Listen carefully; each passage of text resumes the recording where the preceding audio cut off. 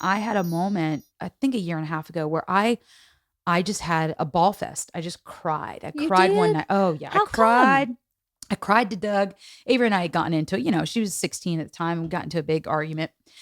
And I remember crying to him saying, I need to be able to feel permission to grieve the fact that I don't have, quote unquote, a normal kid, A and typical, whatever yeah. that means. Uh-huh. And to me, what that meant was I'll never have the kid that says, "Hey, mom, God, so this guy or girl, I don't give a shit. To me, be happy. I don't care. Totally. You know what I mean? But I'll never have that experience where she's like, at least not high school, because she's almost done here in a month and a half, and it's never happened, where she was just like, God, this guy is bugging me. Oh, hey, we're gonna go to the football game. I just don't. None of that. I've had none of that. Oh, I've had none of that either. It's hard. And I don't have a kid that's on the spectrum. Right. I have two normal kids, as you say, quote unquote. Yeah, quote unquote, right? One is a learning disability, for that, but you know what I'm saying. Yeah, but nobody knows that they have a disability. But they're not on the spectrum. Right.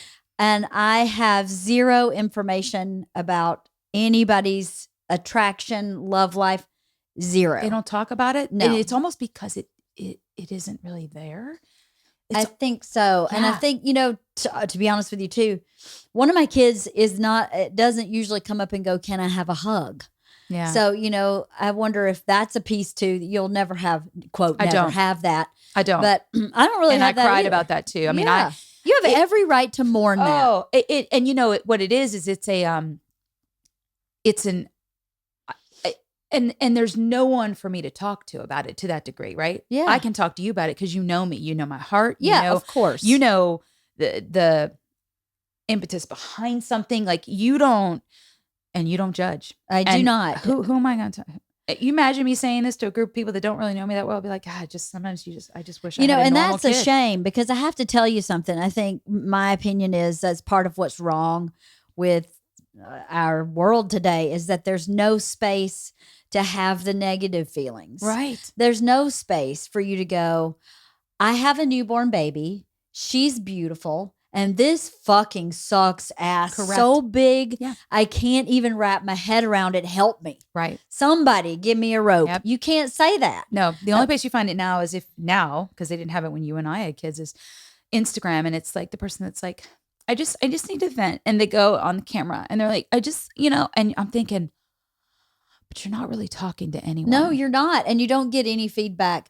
because and then you edit it in to make some sure of those your filters look good and your face looks all right. But what you need is for someone to validate you, to say, you have every right to feel that way. Right. And it's okay. And it's okay. And it's not your only feelings. Correct. That's the thing is you can it doesn't say end there. No. Right. You can say in this moment, I hate my husband. Yeah. I freaking hate him. Right. He is an asshole because Tomorrow of I may A, love B, him. C, D, E. Correct. And then you just need to get some shit off your chest. I know I don't hate my husband. Of course. But you gotta have the freedom to say that. And I think the way cancel culture works now is even worse. It is. It's scary. It's where do you there's no safe place. How do you vent and not feel like someone's going to bring it back up to you? Yeah, totally. And throw it back in your face or be talking to you and with one eye open, one eye closed. And they're like, oh my God, what a bitch. And like some people have made comments because when you and I have gone on a podcast before together and I've been very candid about Avery and being on the spectrum and what that feels like and the things we've gone through and how it just, you just want to strangle her sometimes about some stuff because I don't have the patience. Mm-hmm. It has gotten better. I will say that, which has been wonderful. Our relationship is getting better because I told her the other day, spring break, she kind of became a poopy pants on spring break. I don't know why. My mom was there. My stepdad was there. And it's our last hurrah. It's the last spring break. Yeah. Because we ain't going to be doing this when she's in college. I don't even recall going to spring break with my parents ever. But we do every year. We go to the beach. I bring my mom in. I, splurge. I go in this house. We go to Destin or somewhere near there. And this was the last one. And it was kind of cold out, but we went. And Avery, on the drive down, I even said to her, I was like, I'm enjoying you a lot more I'm enjoying because she's not taking things as serious. We're not talking politics. Thank fucking God. Yeah. Because that would just but it's weird. She got around my mom and my stepdad, Aldo, and she she became like a moody, broody teenager again. And she was staying down in the room. And I'm like, hey, do you want to go out? And she just was kind of poopy pants. And I called her out on it. She can't see it. That's the hardest part. She was like, what are you talking about? I'm like, just that. Just going, what are you talking about? And inside, I'm like, you know what? Don't go to dinner with us. Please go downstairs. Stay down there in your little manhole. I don't care. But beyond that, we have been kind of, we have a place that her and I will go to. It's called Murasaki. And Avery's trying food now. Oh, good. 17. She is finally, and she loves Japanese culture because Japanese anime. And she's learning some Japanese and she loves it. Yeah. And I told her, I'm like, this is awesome. And so she's trying food. And, I joke, I'm like, well, I don't eat sushi.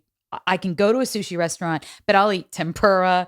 I'll eat teriyaki chicken. I'm the white trash girl in the Japanese. Yeah, right. Yeah. So that's us. And we go, and now I go every day. I'll get like sweet potato roll.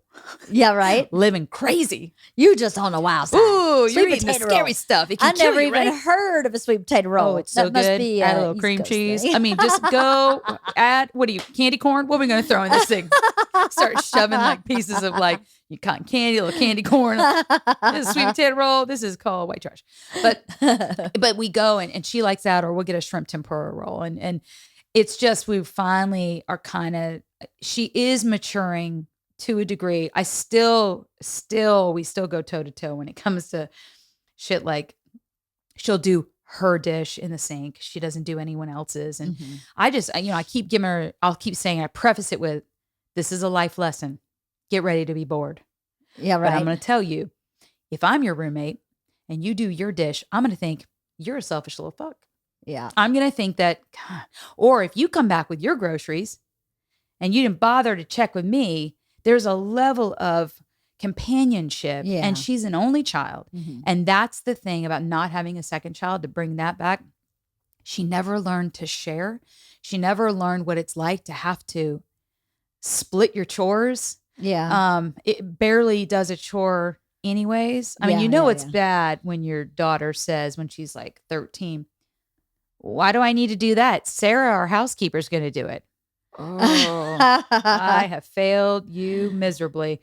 I remember making her starting to do her own laundry at 8 because I had to do that. Yeah, I did too. But like cooking, my husband and I are like, we'll just do it because, I don't trust it. She put a pizza with the cardboard in it once. Oh my God. On the bottom. And she burnt that one time. And then she put a black, very large plastic cutting board. Oh no. She put the pizza on the cutting board and put the cutting board and the pizza in the thing, and it just became a gooey black smoke fuck. It was the worst. Doug was like, oh my God.